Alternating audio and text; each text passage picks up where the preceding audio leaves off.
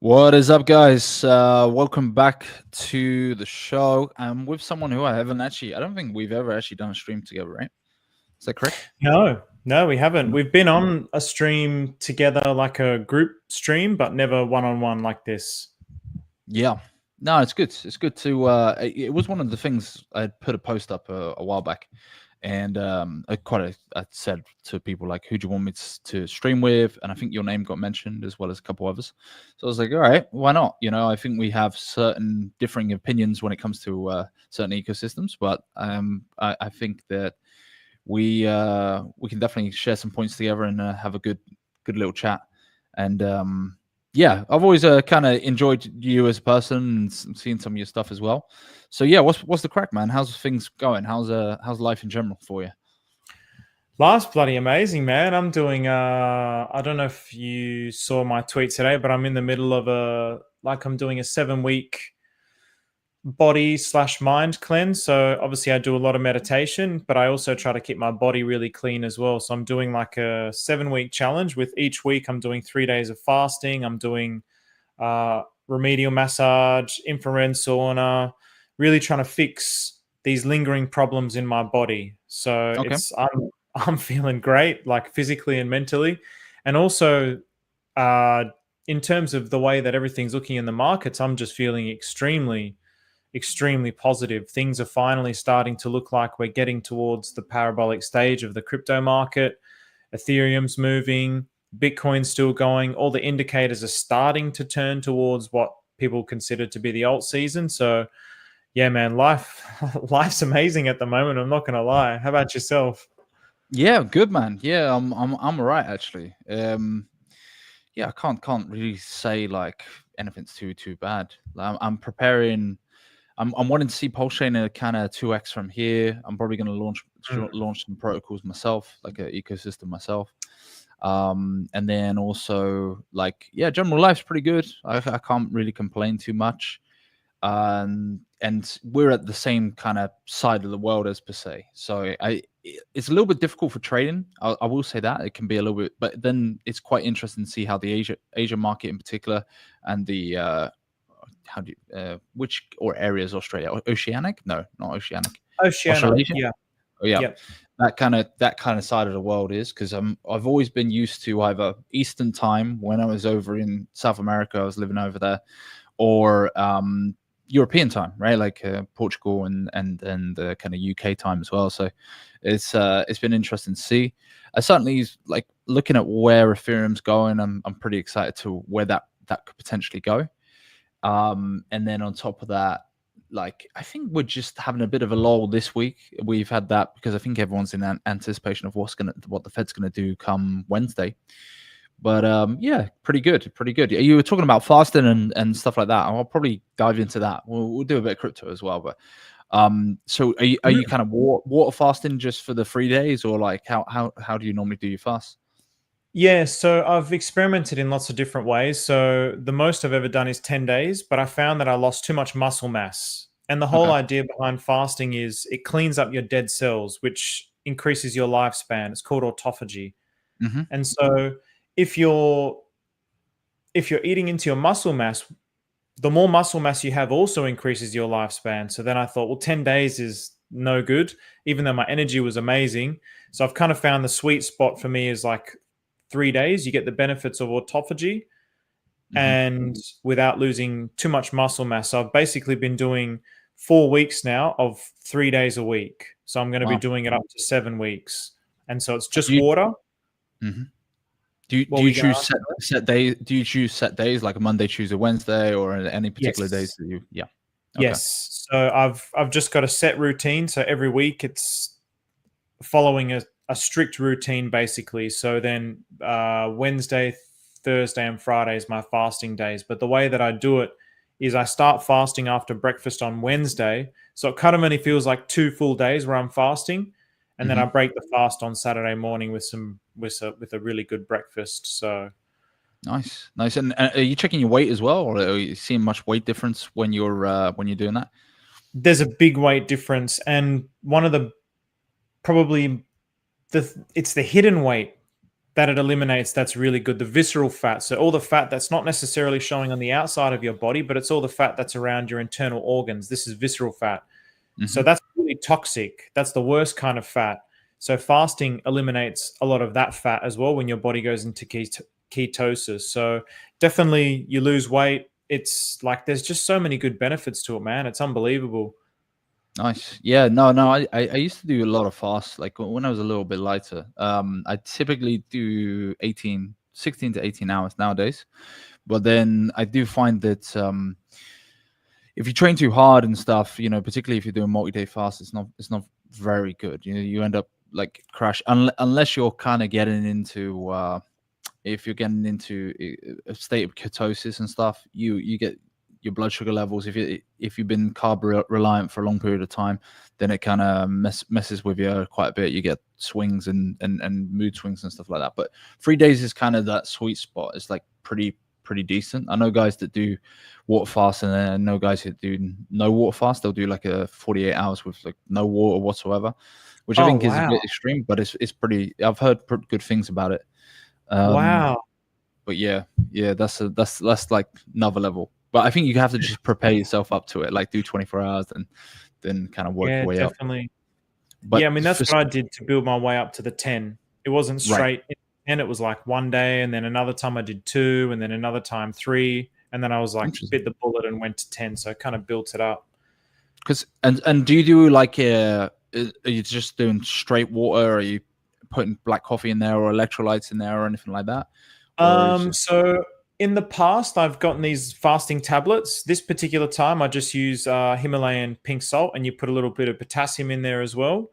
So I just salt, but I also have coffee as well in the morning, black coffee. If I'm doing something, if I feel like it. The day that I do my infrared sauna and the massage, I don't have any coffee because I'm usually very lethargic on that day, because the sauna, it really drains you a lot when you're in there for like 45 minutes. And then a massage as well, it's releasing all the toxins in the body. So your body's really cleaning out. So I just I let it be. You're in the sauna for 45 minutes straight, or are you doing like 15-minute sessions or something?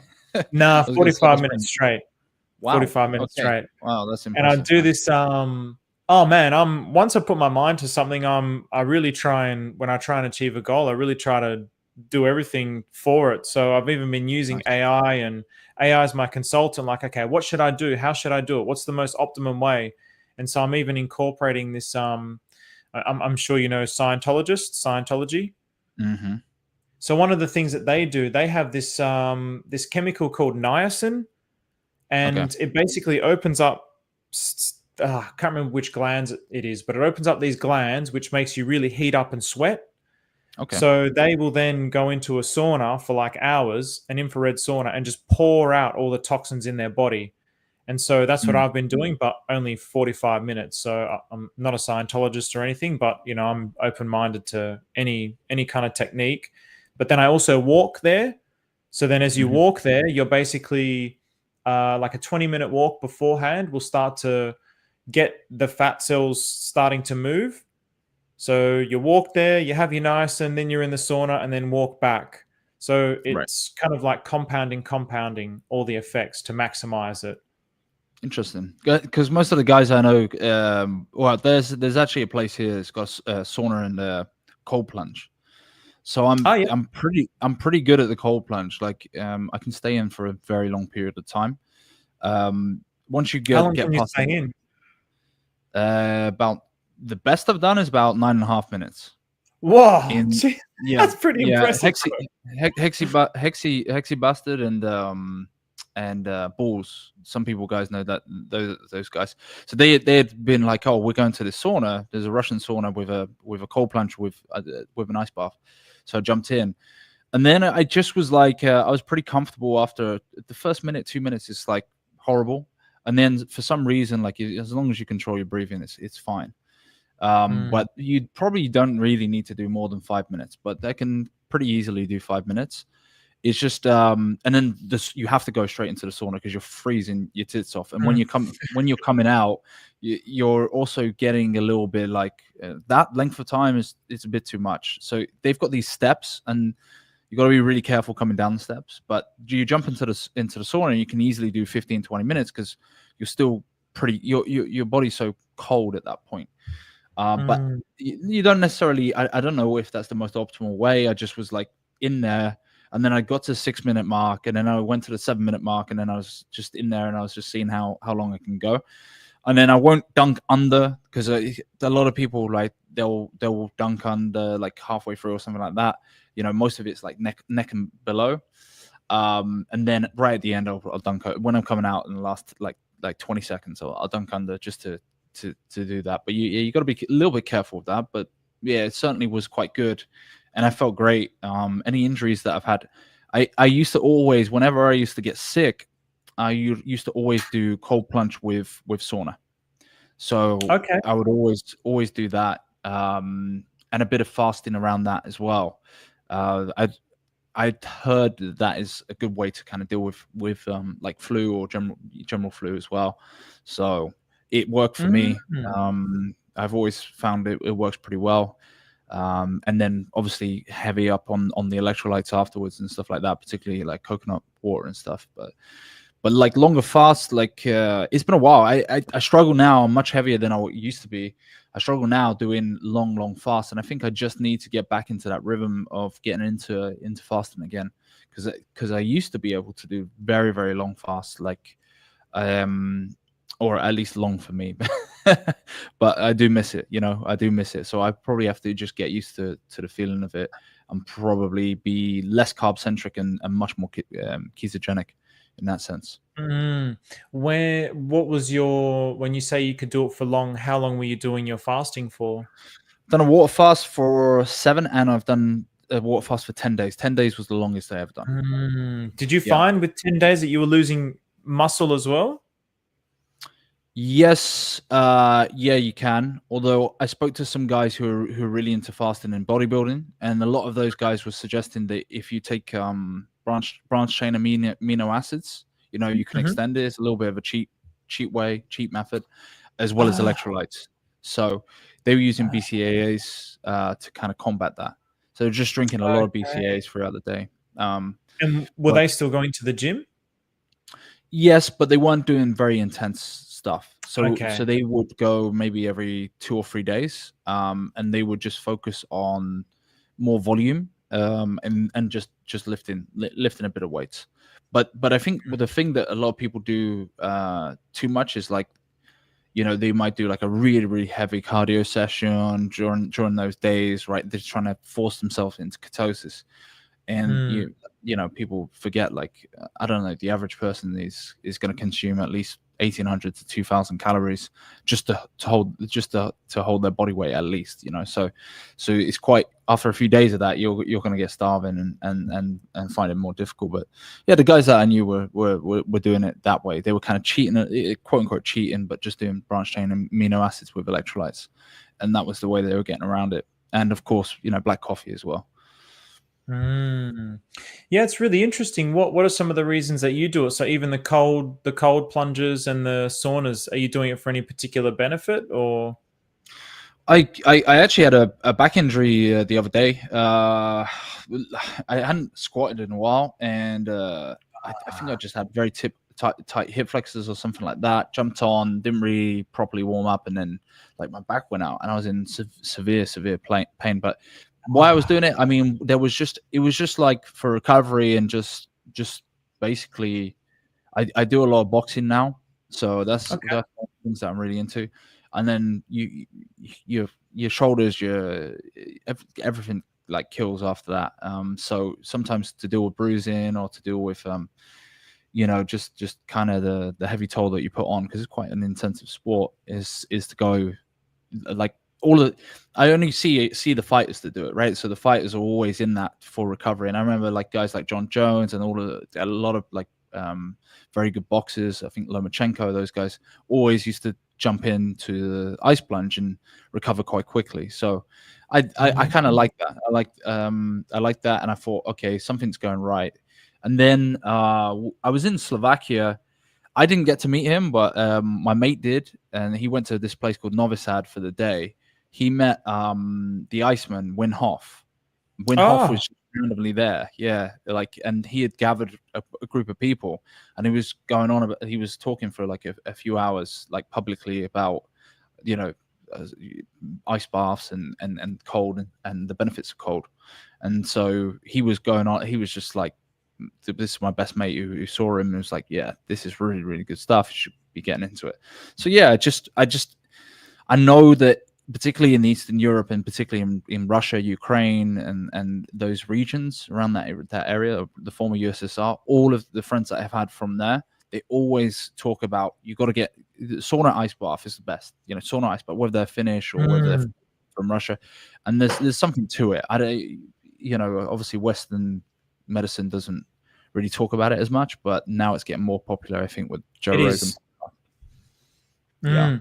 Yeah, that whole field of body work or whatever, I don't even know what you'd call it, but yeah, like there's a lot of this well-being stuff going around a lot lately, which I'm really happy about. And talk to me about, like, I've seen this coexistence stuff, right? And I've it's an interesting.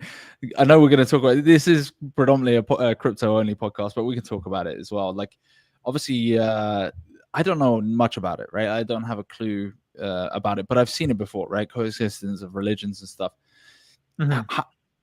How is it, like, would you say that you're a spiritual person, or you're in spirit? Like, what would you, do you have a determined religion or belief system, or how would you define yourself if you were to define yourself? I know that can be difficult. Cool. Yeah. I love the question. Yeah, so I don't ascribe to any particular religion. I guess the way that I see the world is it's like a deeply rational but a deeply spiritual way as well. So I wouldn't say that I'm just purely spiritual, but I wouldn't say that I'm like just rational, like physics. I kind of mix. I'm kind of sitting right in the middle, but people think that I'm really spiritual, and Right. I don't mind that label. That's fine, but I don't really like to classify myself as spiritual, because the way that I see spirituality to me is like it's just like the opposite side of the coin with like physics. Someone might call it physics and another person might call it God. So the way that I see everything in terms of coexistence is the thing that separates everyone from everyone else is our own mind. Okay. So the human mind wants to be right. The human mind is the king of its own mind world. So from the moment I was born, I have this body where I'm taking pictures. So with these 5 senses, I'm taking pictures of everything and creating this mind world. So I was born in this year, my name was this, and everybody calls me this name. And I went to primary school here, and then I went to high school here, and in high school, this happened to me, and then I graduated, I've got this story in my mind that I live inside of, and that's how I see the world. So the way that I see the world is purely subjective. So coexistence is to come out of that mind world and become one with the world, with the universe. That's coexistence. And it's a place where all religions are one. It's a place where everybody is one. It's the place that physics talks about as everything being one. There is no separation. But when I talk about these things, there's always people who will say, no, Jesus is only the right one, or no, it's Allah. Allah is the one and only God. And where are they saying that from? They're saying that from their individual mind world, from their own perspective. God, the truth, doesn't have a name. If you want to call it God, go ahead. If you want to call it Allah, go ahead. If you want to call it source, go ahead. If you want to call it spirit, go ahead. Universe. The truth doesn't exist in the names. It's beyond names. It's beyond language. It's only humans which create these structures around what they try to define it as. So this is not to say that I don't believe in Jesus. I believe in all of them, but I believe that it's just like a continuing story. Okay. Interesting. Yeah. Like, I know a lot of people that obviously I'm over here, and particularly in Asia. You know, I spend a lot of time in Bali, Thailand as well, and Vietnam and stuff. And so we get a lot of like Buddhism, Hinduism, and also kind of spiritual types, right? Like, so a lot of Russians come over here as well. They love kind of spirituality and that type of thing. I think it's important. I think it's important to get in touch with your creator or creation or whatever you want to call it, right? Like whatever you think it is. Because there's a lot of people I know back home if I think about the UK, we're predominantly an atheist country. Like a lot of people believe that it's not. We've always been kind of more atheistic in nature, and I've never really subscribed to that, just because I've seen a lot of stuff that that the West wouldn't necessarily like would see day to day, but it would be very, very normal in like South American cultures or even Eastern cultures.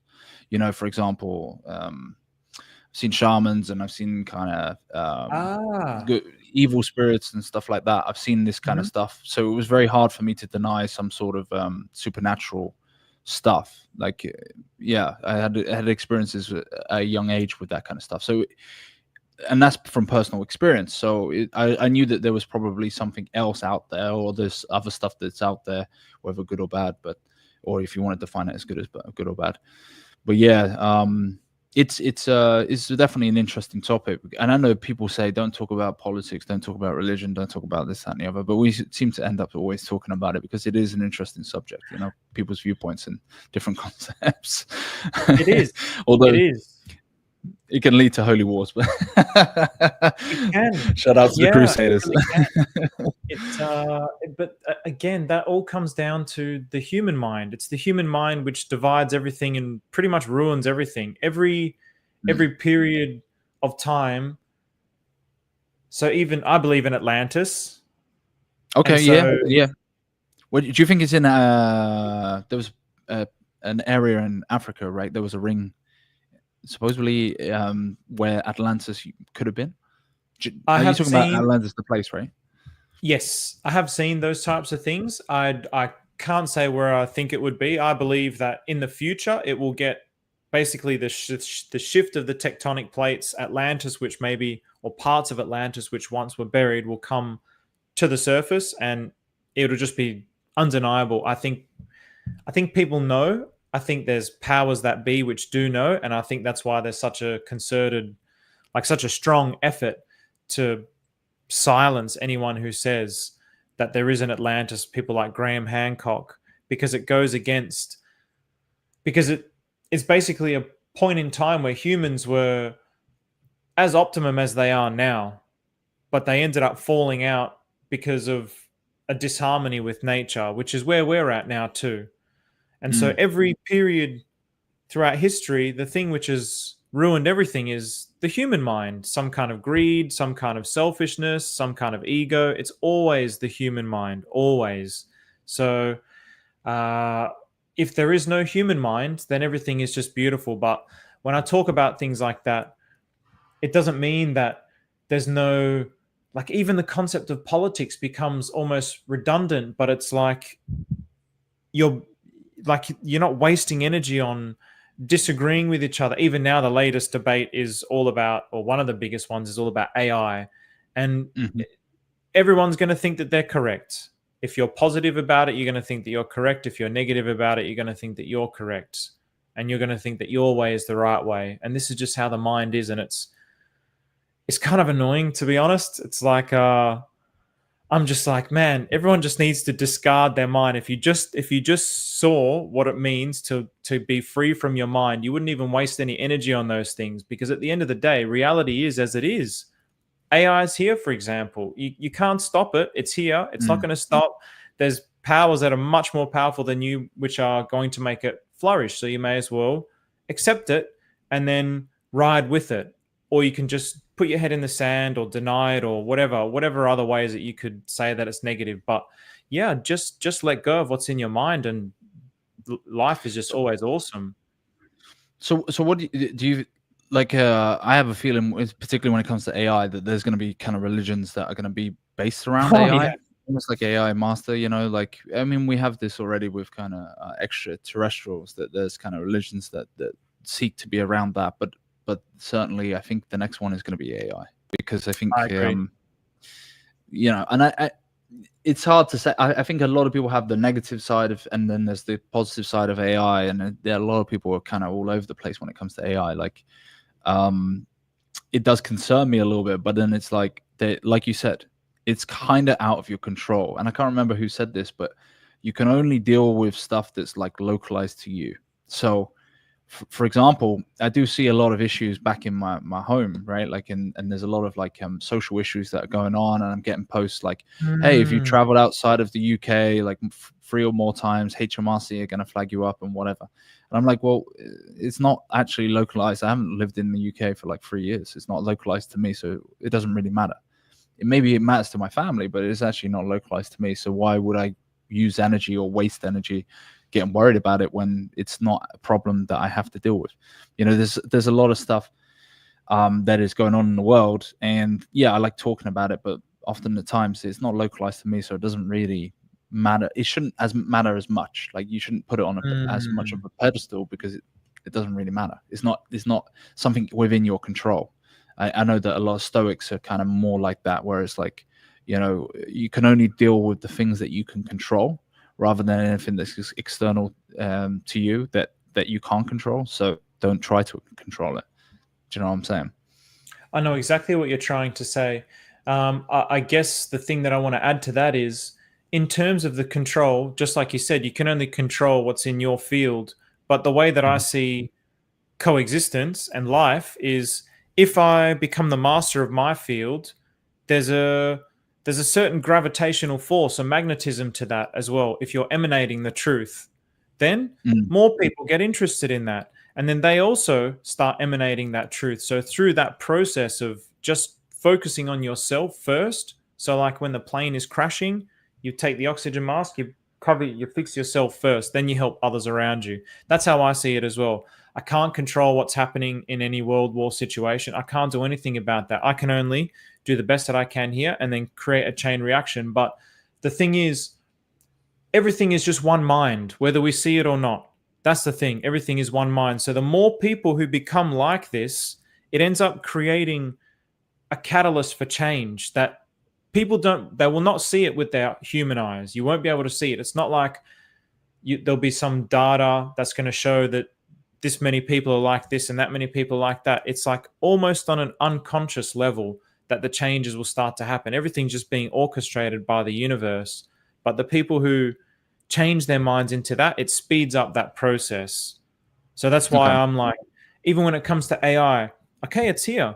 So I'm just going to use it, and I'm going to, just like just like you can quote unquote manifest your reality, even from a physical point of view. That's what I'm going to do with AI as well. I'm just going to pour into it as much as I can in a positive way, because it's here Yeah. anyway. Yeah. I've always tried to thank. Every time I ask a request for AI, I'm like, yeah, well, if the robots, if if the overlords are coming, make sure that you're pleasant to That's them. it. You'll be one of the good guys. That's That right. won't come for you. Skynet won't come Oh, after me, right? that's it, man. That's it. And talk to me about meditation as well, man. I hear that you're into meditation as well. Like, what got you into Yeah. it, and what got you down that route? Yeah. So meditation, basically, okay, so I'm 38 now. So in my pretty much for the majority of my life, I just had a negative, completely self-absorbed mindset. I was always angry, always sad, always depressed. I wasn't one of these people where, oh, you read how to think positively and then, oh, yes, that changed my mind and I'm able to think positively now. I wasn't like that. I'd read it and there's so much shit in my mind that I'm like, oh, that's full of shit. I'll never be able to stick to that. I'll do this for 5 days and I'll just give up. So my own mind was my worst enemy. And I got into my 20s and I was like, man, I can't go on like this. This completely sucks. Life sucks. I don't enjoy it. I hate it. I was with the person who I was marrying, but I didn't feel like I didn't feel love. It's just like just going through every day and just Mm. suffering endlessly in my mind. I'd have one positive thought for the day and then an avalanche of negativity after that. And then one day, when I was in my early 20s or maybe mid 20s, I just had this experience one night where this concept of myself just completely disappeared. So I had this, it's called like a Kundalini experience, where Okay. basically there was a rush of energy that rushed up my spine. It opened up my heart. I didn't know nothing about chakras. I didn't know nothing about Kundalini. Maybe I'd heard of third eye, but I didn't really know anything about it. My third eye exploded open and I just saw God in everything. And this idea of myself disappeared. And I was like, holy shit, my own self was the problem. Myself was the prison inside of my mind. That existence is a worthless piece of shit. And I just kept throwing it into the universe and disappearing. And it was just the universe. All that there was God. And so I saw God as mother and father. It was a male and a female, and it was just everything in existence. It created everything, and it was the creation, which means you and I are also that existence. And it was so blissful. It was literally like heaven. I was like, this is what all the religions are talking about: heaven, paradise, nirvana. And everything was happening according to my mind. I was walking around and I'd think of something, and the next minute it would pop around. I'd be thinking like, oh my God, it's like Jesus is in my heart. And I'd turn the corner and there's a balloon. It's like Jesus is within you. I'm just like, fuck. You know, I'm thinking to myself, life is a game. And then I see this car just zoom across like on the freeway. I've never seen it in my life, across 4 lanes. And his number plate was life is a game. It was just pure ecstasy. And it lasted for about 2 or 3 weeks. And then this shadow self came back, and it was like I was back in the prison and the darkness was in my mind again. And I was trapped inside of myself, and that freedom, that bliss was gone. And then I searched, what was this all about? How did this happen? I searched and searched for years, studied it, learned about it, couldn't find a solution. Then one day I just gave up, and it happened again. And this time it lasted, I think, for about 4 weeks. And I just knew everything. It was unbelievable. It was like this mind, you know God's mind, you know everything. You can read people's thoughts. You can see the future. It's like, it's fucking wild. No drugs were involved. Everyone always assumes there's drugs. There was 0 drugs involved. Yeah. It was actually the opposite. I was probably the cleanest I'd ever been. I wasn't drinking or anything like this. And I again wanted to know, how the hell can I get back to this state? Because that was the ultimate state. It was like, it's indescribable. And then one day I came across a meditation brochure when I was on my way to university, and I saw the brochure and it was like, holy shit, this is the method to eliminate the self. And I knew from those experiences that the self was the problem. The self is the layer that's blocking God. Everything is just God. What's blocking me is this shadow. And then so I've just done the meditation where you discard all the concepts of yourself. You discard the life that you've lived, your deeply inherited minds from your parents and your ancestors, so your subconscious mind and the body. So when you discard all of that, all that remains is the universe.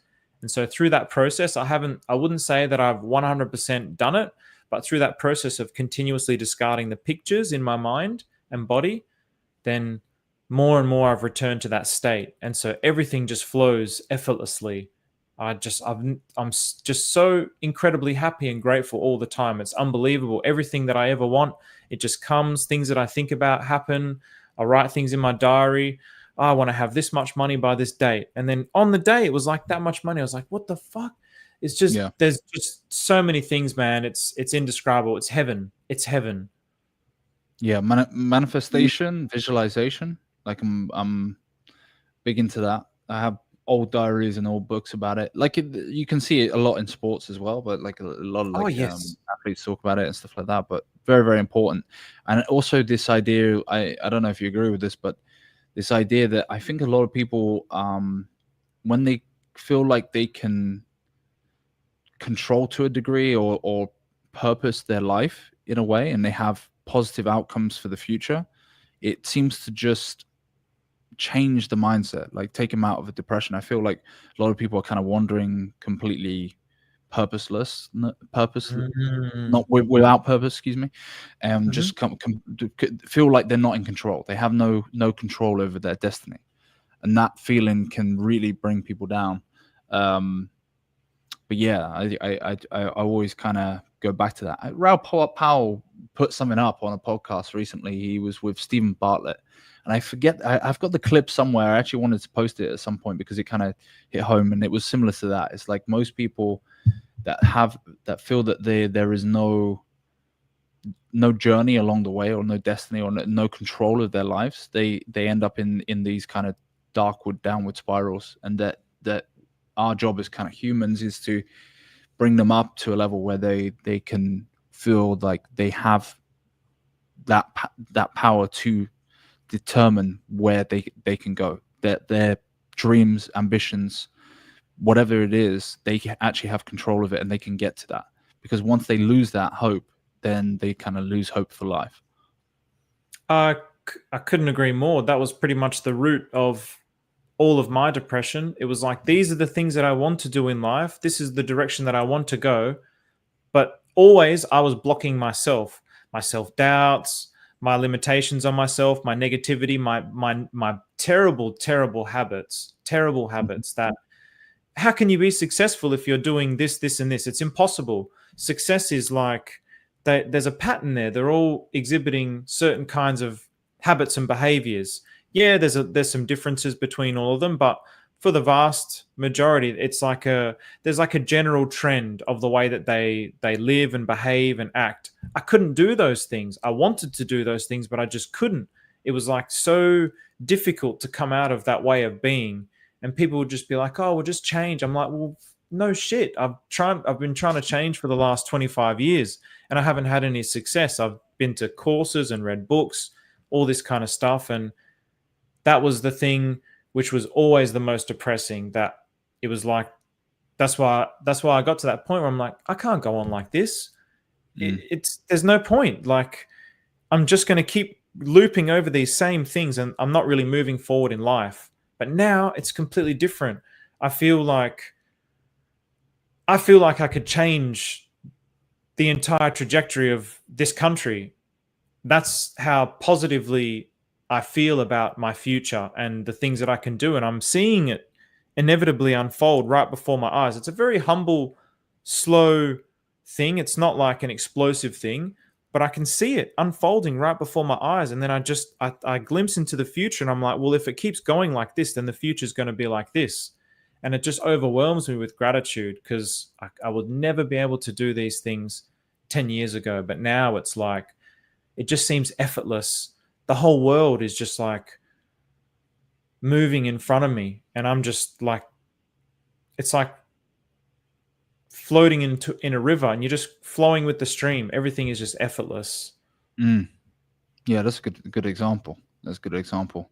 Like of a kind of a picture floating in the stream, and you're going with the tide, as per se. Yeah, I like that.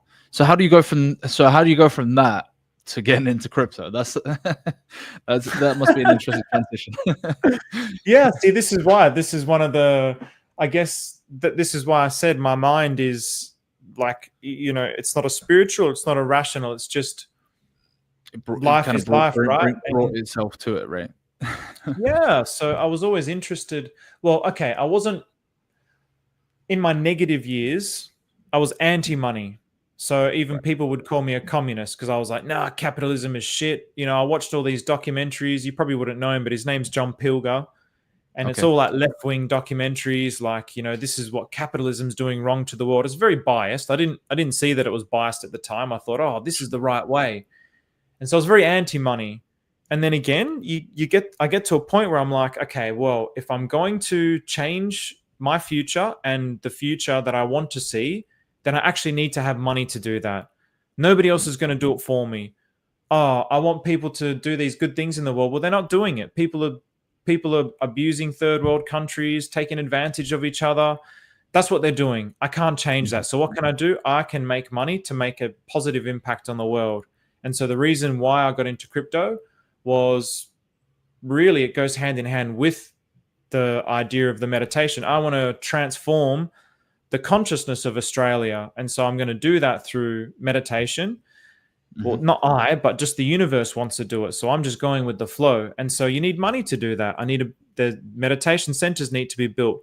Courses I need to go out to schools and teach kids about meditation, influencing the political landscape. All of this needs money. So that's why I'm in crypto. And I mean, I've had some pretty wild success in the short period of time that I've been in it, but also, like, again, because of my mind, it's not been as good as it could be. So do you have like, that's probably a wrong question to ask. this is probably a better question. So what would you say is your kind of go-to, like you're in crypto right now?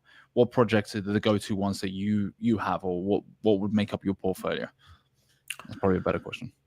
So I have a bit of diversity. So to be honest, I used to be core coins only, and then probably like 4 months into the blockchain, where the core coins just kept going down and everything else was going up. And part of my plan before I started was you have to pivot. You have to be willing to go with the flow.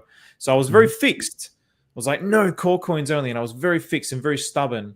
And then one of my friends, we're in like a little Fibonacci finance, Fibonacci fund. There's like just a group of us boys. And one of them got in, he's like sort of the mastermind, my mate Muddy. And he started buying like Atropa and P-Dye, and he bought like all this Atropa and P-Dye and teddy bear for like $40. And then it ended up going up to like a few thousand. And then, okay, that got my interest. So then I started looking into it. And then, so from there, pretty much don't really have too many core coins. I've still got a bunch of Hex. I really like Pulsex.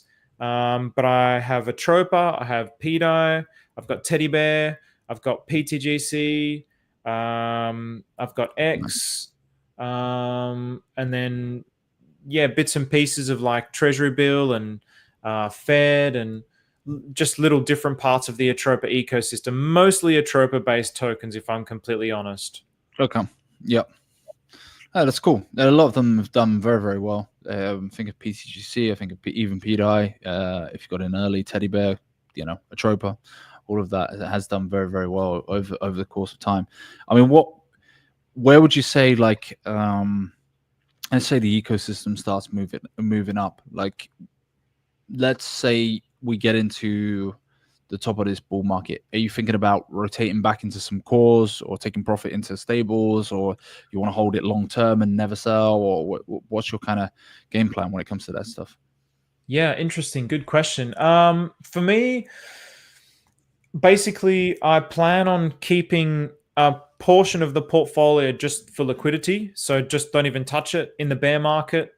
As everything's dumping, like, great, dump into my liquidity pool. So I'll just not even think about that, because also don't really know when the end is going to be. You might think, oh, it's going to end here in 3 months' time, but it could go for another 6. I don't think so. I really do think that it's going to end within the next 3 to 6 months. I don't think there's going to be a super cycle. I don't think. Do you have a top prediction when it will end? Like, do you think it will be like September, October? I think Bitcoin will hit between late October and November. I think it's going to be an earlier ending cycle, because I think everybody's going to say that it's going to keep going. So I think it's going to do the opposite. There's going to be a super cycle. It's going to go now TradFi's here, the ETF, and It's going to keep going. So I reckon they're going to start dumping on everybody well before that. And then I think there's going to be a lot of front running for selling. So I think really around November to December. But I certainly hope that it keeps going, because obviously if it keeps going, then it's mega bullish. But I think the next few months within Pulsechain are going to be pretty epic. And then I'm hoping it's not the end. So if we get to like October, November, and it's kind of fizzling out, I'm kind of hoping that we keep going, depending on what Bitcoin is doing. But in terms of profit taking, it'll be into stables. So the thing that I made the mistake in is in the last cycle was I basically just converted everything to Hex. And then on the way down, with the belief that yield generation in Hex would outpace the downtrend, it was a very big mistake. It was not the case. I mean, everybody got completely destroyed. So this particular time around, I think I'm just going to watch the liquidity flows, man, because I have a feeling that the core coins are going to run last. So I have a feeling that everything's going to be popping, and then at the time where everything's popping, then everything's going to start to get rotated back into core. So then you'll see Pulsechain fly, you'll see Pulsex fly, you'll see Hex fly. And so I'll probably rotate into some cores and mostly stable coins, and then just wait like 6 months to a year and then just reaccumulate. I want to really be a significant part of protecting this ecosystem. this Nice, blockchain. nice. Yeah, I think that's probably spot on in some terms of the things that you're saying in terms of when you think the tops are and stuff. And what else was I going to ask? I was going to ask why Pulsechain? Why do you get? Oh, so you mentioned Hex before. When did you get into Hex first of all, and then why did you get into Pulsechain and that kind of ecosystem as well? So Hex, I got in on day one, and it was funny actually. So my Hex story is one of my mates, one of my best friends that I went to architecture school with, university. He'd been watching all of Richard Hart's videos, and he was like, guys, you got to look into this. I didn't know who Richard Hart was, but he suggested. I was like, okay, no worries. I'll put a little bit in. And I said, oh, what about if I put this much ETH? And he was like, no, don't put that much in, man. And I wish I did, but if I did, the whole story would have been different, no doubt. But anyway, I just put a tiny bit, like, I don't know, 0.1 or 0.2 Ethereum or something like this at the time. And then when it launched, I was rotating my Ethereum for Hex. I didn't really care about Hex. I wanted more Ethereum. So whenever there'd be like a top in Ethereum, I'd sell it into Hex. And then whenever there was a little top in Hex, I'd sell it into Ethereum. So I was growing my Ethereum bag like this. And then it got to a point where Hex just took off. And I had all my Ethereum in Hex. And I was like, oh my God. And I was freaking out. And I was like really upset. I was like, what have I done? This was so dumb. I hate trading, but it was one of the best mistakes I ever made because that amount of Hex just flew. And then obviously started looking into Richard Hart and really resonated with his being. So he's not a perfect person. I can see, everybody's flawed. We're all flawed. I've got my flaws too. I get angry. I like to fight. I like to be right as well. But I just kind of really suppress it, really I try to discard it from my mind. But I really resonated with his sincerity and his genuineness. It's like, okay, this guy is actually really trying to help people. And then obviously with the success of Hex, it fulfilled what he said it was going to do. So from there, it was like a no-brainer for Pulsechain. And so because of his nature, because of the type of person that he was and my outlook on life, that good people will attract more good people. And I believe he's a good person. And so I believe that we're going to attract good people into this community. And so then I felt like the community is the most important part of this ecosystem. So that's when I sacrificed, reasonably, not heavy, but reasonably heavy.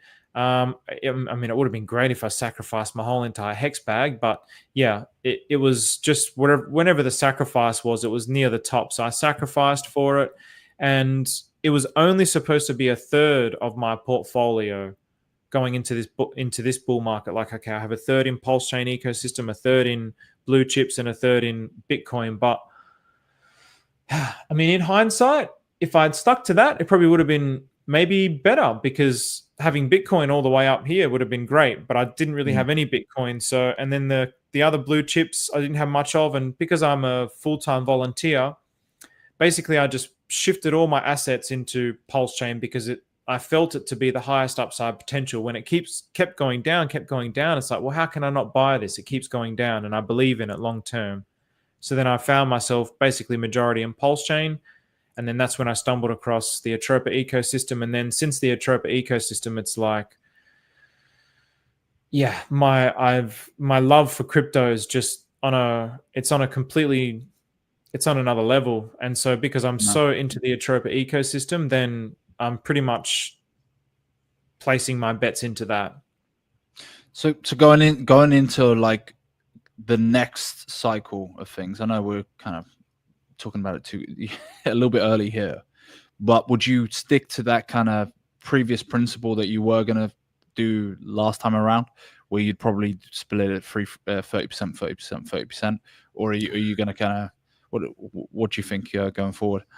Yeah, I mean, that's boy, I'll tell you what, I think almost certainly, but I would still keep it to Pulsechain. So it really depends how Pulsechain plays out at the end of this bull market, because if a third is in Bitcoin and we've got the wrapped Bitcoin, the Pulse wrapped Bitcoin, and that ends up looking like it's potentially heading towards some kind of parity with Bitcoin, then I'd rather keep it on this blockchain then Sure. take it off the blockchain.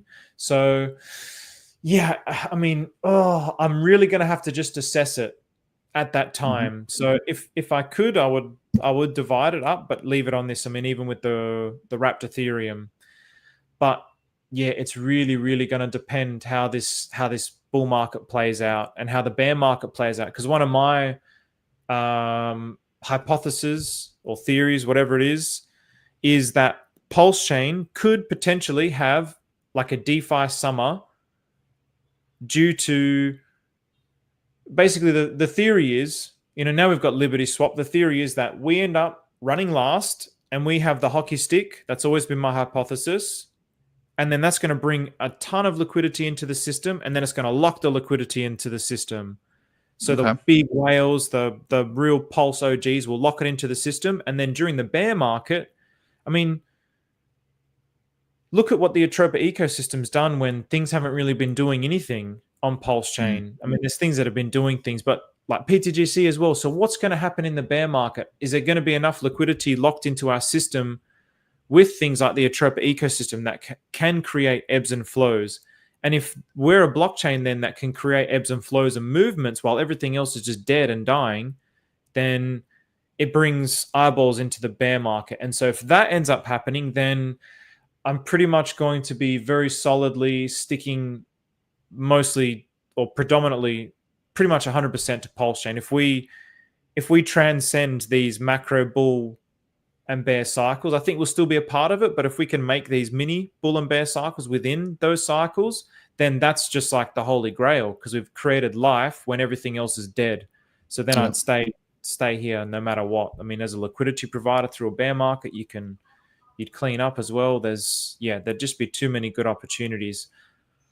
Because it's like actually one of the things that I think really started taking off Sol was in the bear market. Bonk just went ballistic. I don't know if you remember it in that December period of time. I think it was, and it was like, I felt like that was the beginning of Sol season, and when people started really thinking about rotating from Ethereum to Sol, like where if Sol started really moving up. Obviously, it dipped down so low, it went to, I think it was $9, and then it's gone up to 300 this cycle. But for it to be like a very dominant and get into those kind of tier one blockchains, I would say now, like you have like Ethereum, BNB, Bitcoin, and probably like Sol and XRP up there. It's really established itself because of that kind of run where, as you mentioned, during the bear market, something actually really kicked off, and then it seemed to just draw a lot of the liquidity from other blockchains into that blockchain. And then obviously the Trump token, when that launched, that happened as well. I know that kind of got extracted and moved to ETH, but yeah, that idea of like in a bear market, if your blockchain has those opportunities, even it can take users away that probably would have stayed on another blockchain or probably got in at the top whenever the top is, maybe 25, 26, and like keep them in, lock them in as per se. And if you can lock that liquidity in, yeah, that would make sense. That would make sense to accumulate people. And then, but not only that, so things like Bonk, yes, it brought liquidity in. Even Trump, yes, it brought liquidity in, but they're still operating on like a linear logic. So there's one token, you come in, you buy the token goes up, and then the whales dump on everybody, and then probably 90 to 95% of the people end up losing. Whereas with things like the Atropa ecosystem, where there's these ratios that are basically set up in a way that they're opposite. So when Atropa's pumping, then down is dumping. So then what happens in the bear market when Atropa starts dumping and then everybody's taking their profit? It's the end of the cycle. Then down is going to start pumping. So then all of a sudden you've got this interesting ratio between these two tokens that, well, I'm not going to swap into stables, I'll swap into down. And then down starts pumping. And then hang on, well, down is now starting to look really good against Atropa. I'm going to sell my down and start reaccumulating Atropa again. And then that's just one example. Then there's all these other kinds of examples within the Atropa ecosystem where you have this kind of dynamic playing out. So I don't fully know what's going to happen, but because it's like a a web of tokens. It's not a linear thing. It's it's an ecosystem. I believe that we can have like ebbs and flows, rather than just something that goes up and then down. And so that's what I'm really hoping for within the bear market. So if I look at the crypto cycles, like these big macro cycles, if you look at the Atropa and PDI, we've had these little micro cycles. You've got this big wave and then these little waves. So if we can continue those little waves within the bear market as well, and also have the tokens that pop, they're the best marketing. But I just feel like that to me would be, it'll be unheard of. It'll just be, I'm really looking forward to how it's going to play out. Really, really looking forward to it. And what was kind of the logic between? I know particularly the Atropa ecosystem, to a degree, the PTGC, and a lot of those ecosystems burnt the liquidity. And even to this day, I don't get why. I understand why there's more trust in burnt liquidity, but I don't know if it's optimal. And I always wonder what would be the purpose of burning liquidity. So I never really understand why people do that. Sure. So one is trust. So when you have, let's say you have 100 tokens and then you burn 90 of those tokens, that's 90 tokens that can never be sold. Sure. So that means that's removing sell pressure from the ecosystem, and it's creating trust because it's removing that sell pressure. Whereas if you look at whatever bonk, or a lot of these tokens, it's like, okay, well, what are they called? Where the allocations are getting released at later and later dates. You're looking into the vesting periods. Yeah, that's it. You're looking at a vesting period, and you're like, well, these pricks are just going to dump on me. Like, why would I want to buy it? But people still buy it because of the marketing, right? But they're going to eventually dump on me. Whereas this is the opposite. You're throwing away, you're burning that liquidity, so you can't access that liquidity, and it's literally there that it just deletes that sell pressure in a way. Not deletes the sell pressure, but if you have any exploitation, they can continuously sell into that burnt liquidity. Well, that's correct, which is obviously what we saw with the PDI and Atropa. So it's not a strictly flawless system, but to me, it seems better. And the example that Maria was trying to create when it came to BFF, for example, is as tokens are being bought up and then he's burning the liquidity, then it's creating a new floor. And then tokens get bought up, then he's burning the liquidity, and then it creates a new floor. So the charts should continue to go like this. Obviously, if you have like normal market dynamics, then it probably goes like this. But when you have these situations that are anomalies, like the PDI FUD, and you got the founder of the blockchain saying it's a scam, or minting whatever he was saying, the extractor, then that's like an anomaly because liquidity was thin. All the liquidity was getting pulled out, so it's very volatile. But yeah, burning liquidity is like, because I've always thought like if you wanted to do something like that, you could just lock liquidity for a period of time. So you could block it for, I don't know, as long as possible, like hundreds of years if you want to.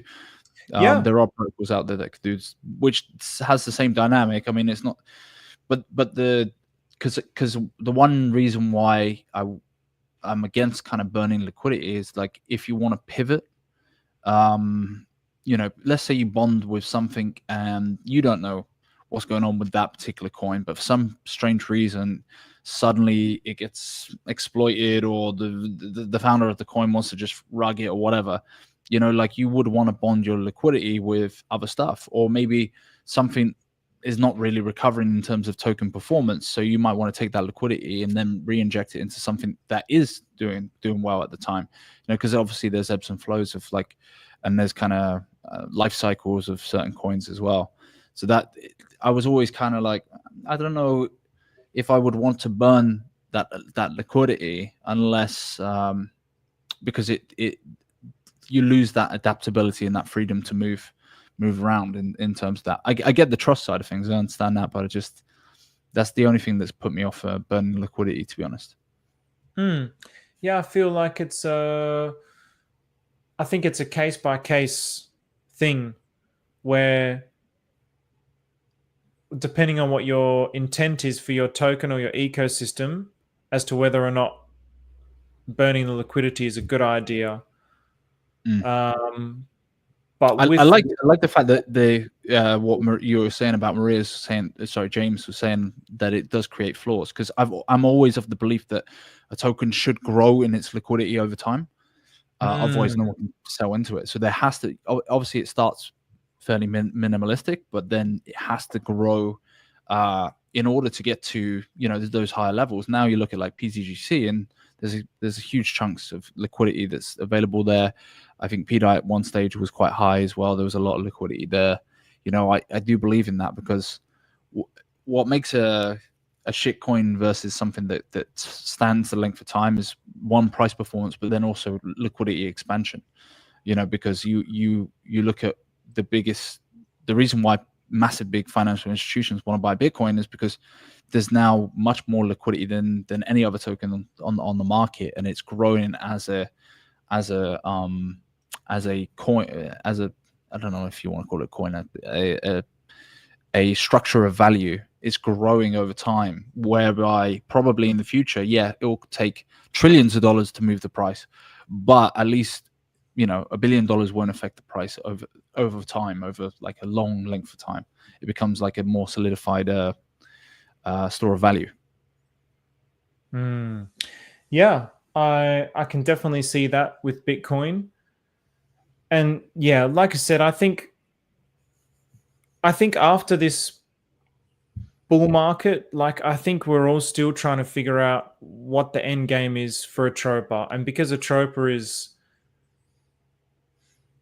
pretty much, the burnt liquidity is kind of at the forefront of it, I think we have to see how it plays out after a cycle or two as to whether or not it is a good move or not. I do believe in the long-term vision of it. I do believe it's good in this particular scenario with what it's trying to do, but I do think it's like it can be a downside as well for particular ecosystems if you're just trying to build one individual token, then it might not necessarily be the play.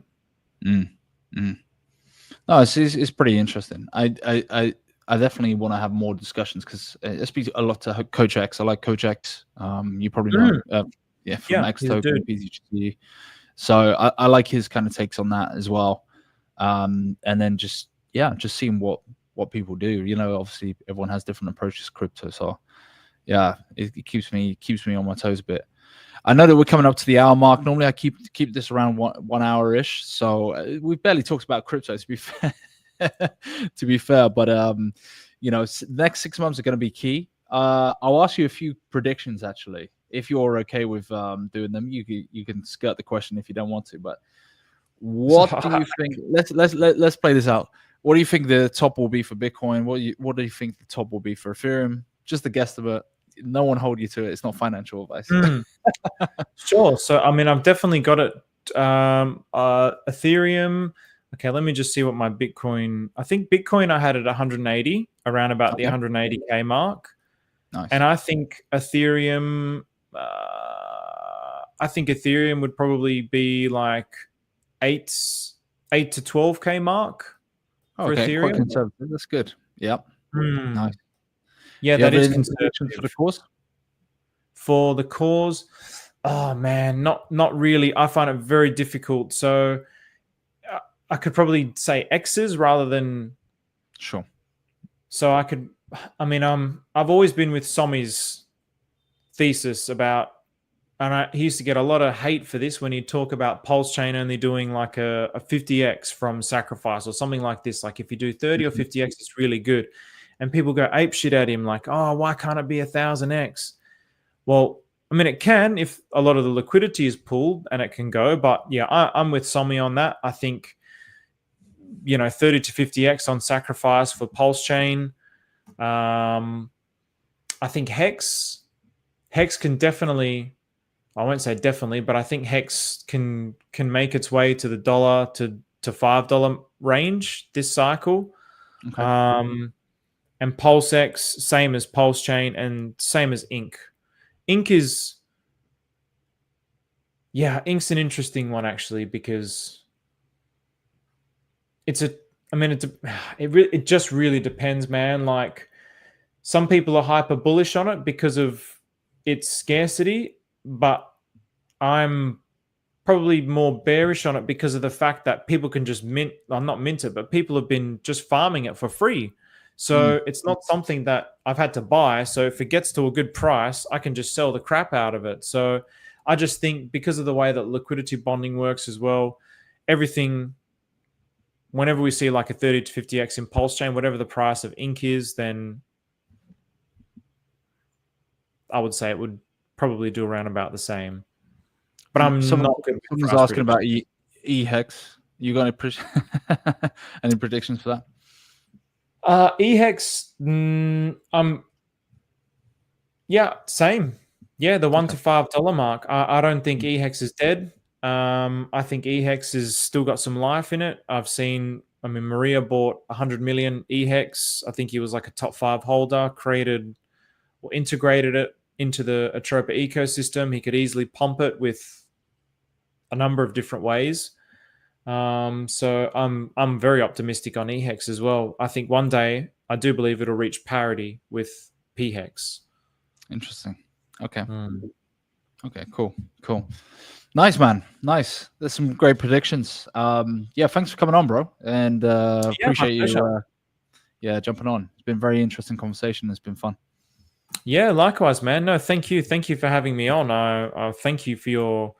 Uh, you mentioned your audience requested me, so thank you. Thanks, everyone. I really Yeah. appreciate that, and it's been fun, man. Like, I don't really do interviews where people ask me about these types of questions, so it's been really enjoyable. Actually, I know people want to talk about crypto, and we both have like crypto channels, but yeah, I love talking about meditation and well-being and fasting and meaning of life, all that kind of stuff. So it's been really, really fun conversation. Thank you very much, man.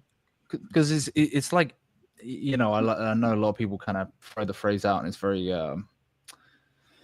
yeah, they say a lot of like health is wealth, but like truly, I mean, there if that isn't in play, what's the point in getting rich if you if you don't look after yourself and your mind and all of that kind of stuff. I think it all comes back. That's kind of the core, and then everything else is kind of layers on the outside, right?